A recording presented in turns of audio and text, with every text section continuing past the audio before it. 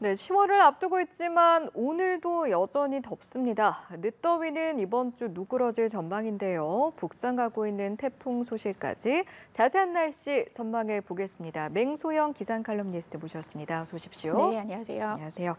자, 가을이 왔구나 싶긴 합니다만 그래도 예년보다는 좀 덥다 싶은 요즘인데요. 실제로는 어떻습니까? 이 날씨를 우리가 느끼는 것은 내가 체감하는 날씨, 보통 이제 상대적인 날씨라고 할 수 있겠죠. 상대적인 날씨는 이 근래에 내가 어떤 더위를 겪었느냐에 따라서 오늘의 날씨의 정도를 좀 느낄 수가 있을 거고요. 그리고 기상청에서 발표하는 날씨라고 하는 것은 결국에는 절대적인 날씨이겠죠. 이게 예년 이맘때, 평년 이맘때 어느 수준의 더위가 찾아왔는지에 따른 그 차이와의 그 늦더위가 얼마나 남아있느냐의 차이가 될 겁니다. 네. 일단은 상대적인 날씨를 좀 살펴보면 지난주 추석 연휴 동안의 늦더위가 상당했습니다. 서울의 기온을 기준으로 봤을 때 낮 최고 기온이 33도를 훌쩍 넘었습니다. 33.6도까지 오르고 일부 내륙 지역 같은 경우에는 뭐 37, 8도로 오르내릴 정도로 굉장히 늦더위가 이례적으로 남아져 있는 그런 상황이었는데요.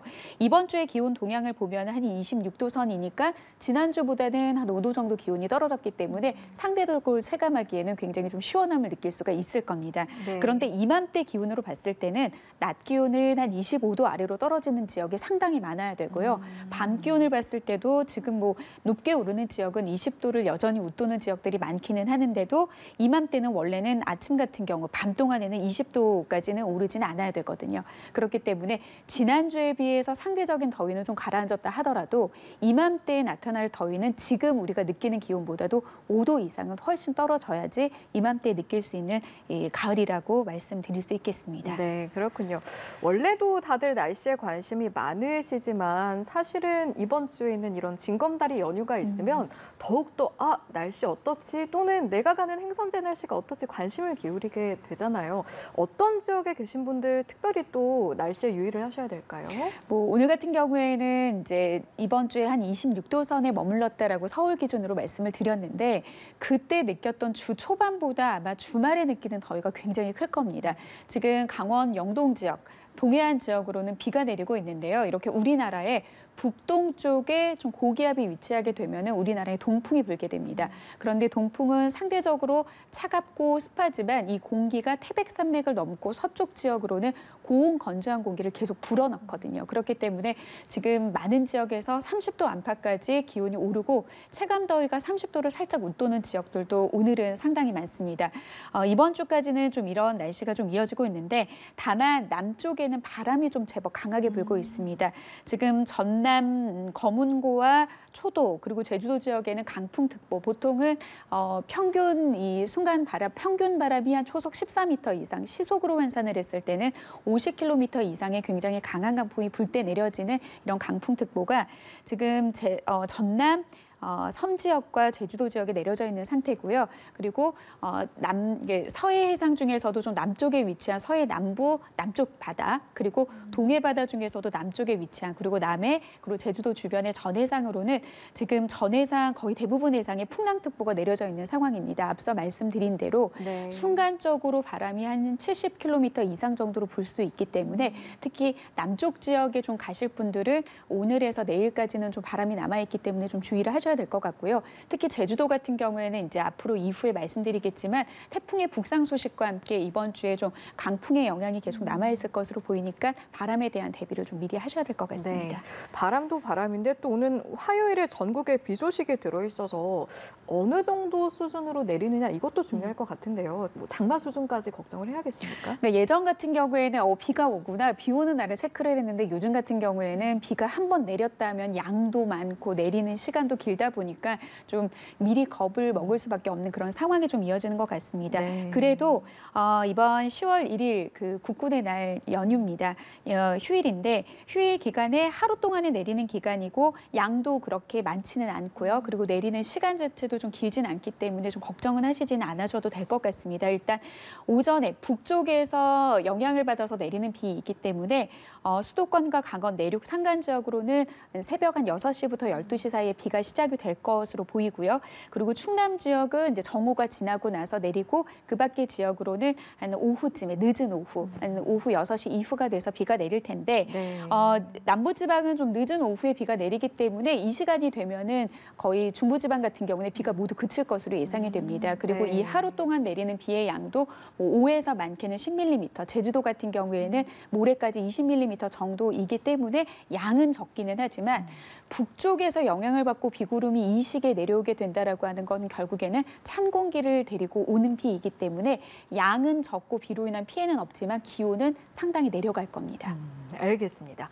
자, 그런가 하면 앞서 말씀해 주신 것처럼 태풍에 대한 내용도 저희가 좀 대비를 해야 하겠습니다.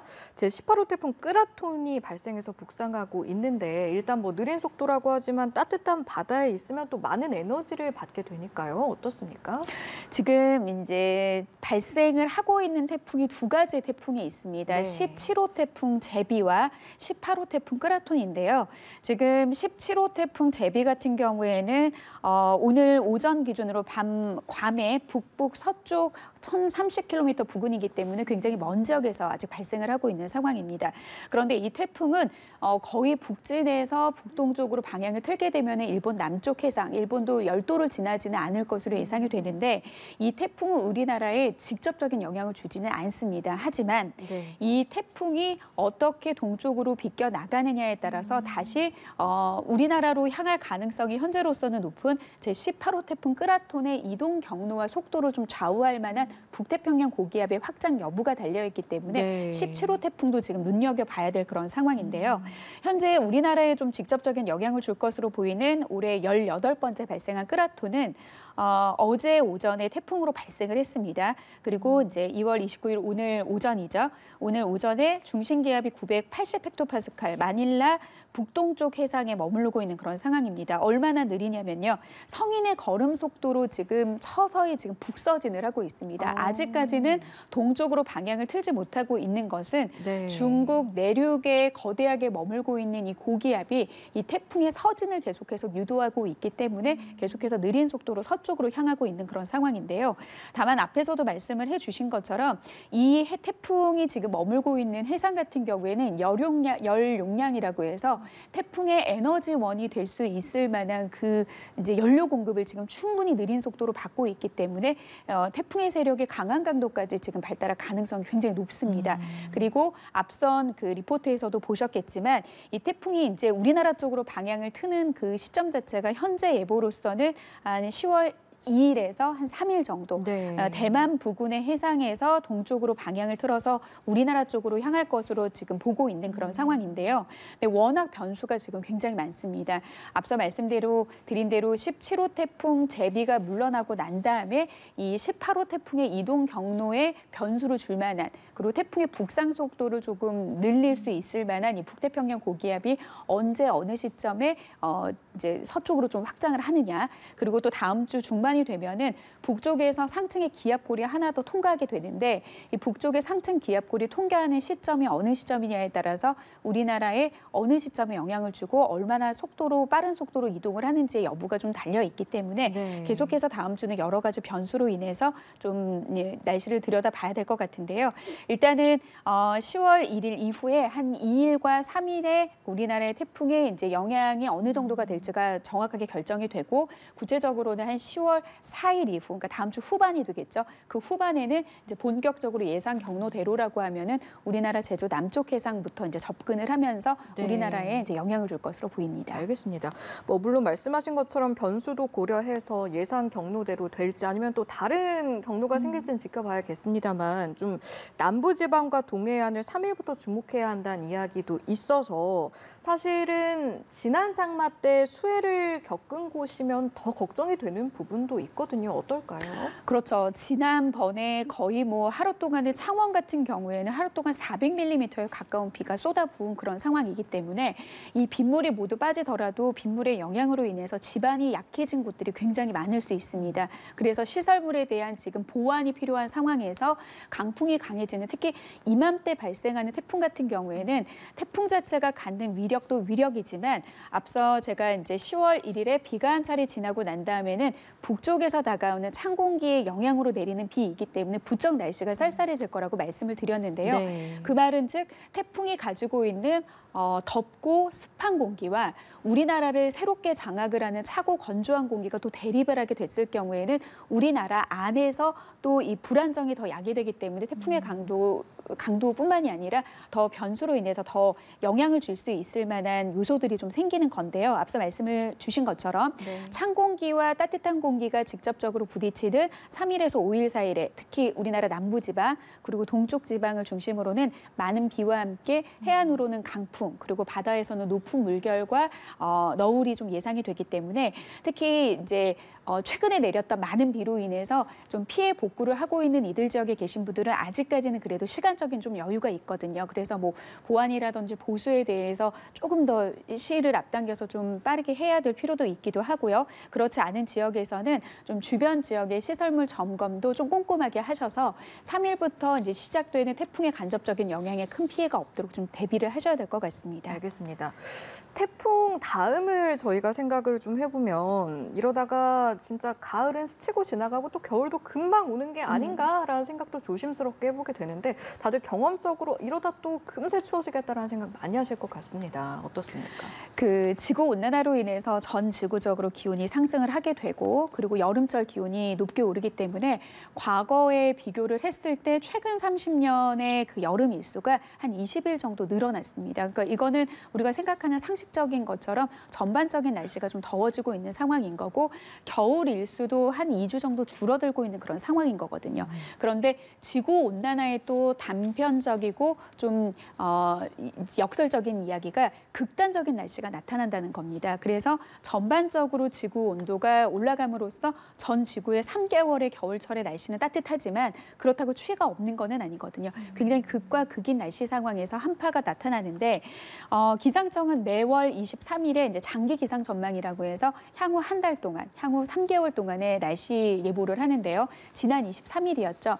앞으로 다가올 3개월의 예보라고 하면은 이제 향후 10월과 11월과 12월의 날씨 전망을 발표를 했습니다. 네. 특히 이제 올해 같은 경우에는 10월 중순까지는 평년보다 높은 기온이 좀 유지될 것으로 보이는데 11월은 평년 이맘때와 비슷한 가을 날씨가 나타나고 난 다음에 12월은 평년보다 낮은 날씨. 그렇기 때문에 앞서 말씀을 해주신 대로 여름은 길게 이어지고 겨울은 빨리 찾아오기 때문에 올해의 가을 같은 경우에는 평년보다 좀 더 짧게 느껴질 가능성이 굉장히 높은데 네. 원인은 그 북서 태평양의 해수면 온도가 높아지는 그러니까 엘니뇨라고 하면은 동쪽 태평양의 바다 온도가 좀 0.5도 높은 상태가 5개월 이상 지속될 때를 엘니뇨라고 하는데요.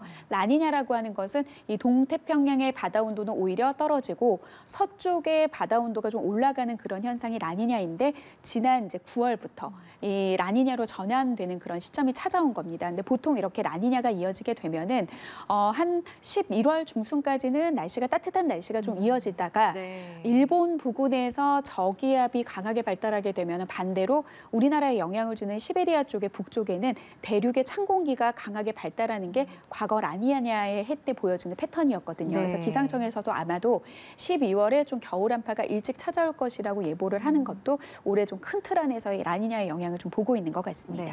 날씨가 예전 같지 않으니까 이러면 뭐 단풍식이나 단풍 색깔도 예전 같지가 않겠다라는 생각도 듭니다. 어떨까요? 그렇죠. 가을 같은 경우에는 일반적으로 기온이 빠르게 떨어지는데 특히 아침 기온이 크게 떨어지면서 일교차가 크게 벌어지는 게 가을의 일반적인 날씨의 특징입니다. 그런데 뭐 9월 같은 경우에는 열대야 25도 아래로도 떨어지지 않아서 서울 같은 경우에는 가장 늦은 열대가 나타날 정도로 이 기온이 크게 떨어지지 않기 때문에 5도 아래로 최저 기온이 떨어지기 시작해야 단풍이 물들기 시작하는 그런 단풍의 메커니즘으로 봤을 때 단풍이 지금 계속 늦어지고 있는 거는 이 높은 그 늦더위로 인해서 나타날 수밖에 없는 그런 상황입니다.